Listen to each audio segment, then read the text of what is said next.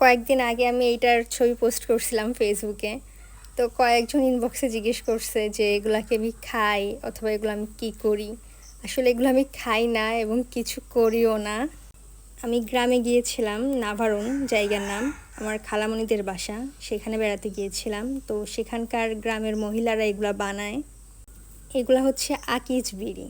যারা বিড়ি খায় তারা ভালোভাবে চিনবে। তো এগুলা ওখানকার মহিলারা বানায়, এই যে বানিয়ে বানিয়ে রাখছে।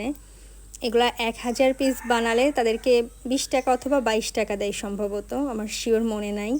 তো ওনারা এক একজন দিনে 3-4 হাজার বানায় ফেলে। একটু অবিশ্বাস্য আমার কাছে মনে হয়েছিল, তো আমি বসে একটু দেখার চেষ্টা করছিলাম যে কিভাবে এতগুলা বানায়। তো হাত খুবই দ্রুত চলে, এখানে ওনারা একটু স্লো বানাচ্ছে যেহেতু আমি দেখতেছি, এই জন্য স্লো করতেছে, কিন্তু খুবই দ্রুত বানায়। তো এক একজন 2-3 হাজার বানায় ফেলে। তো দেখা যাচ্ছে মাস শেষে বেশ ওনাদের বেশ কিছু টাকা হয়। এই সারাদিন কাজকাম শেষ করে রাত্রেবেলা বা বিকালে অবসর টাইমে এইগুলা করে ওনারা। এগুলাতে ওনারা তামাক ভরে না, শুধু এভাবেই বানায়, একজন এসে ওনাদের কাছ থেকে নিয়ে যায়। তামাক ঢোকানোর কাজ হচ্ছে আবার আরেকজনদের, তাদেরকে আলাদা টাকা দিতে হয়। তো এটা এভাবেই হাতে তৈরি হয় কিন্তু আকিজ বিড়ি।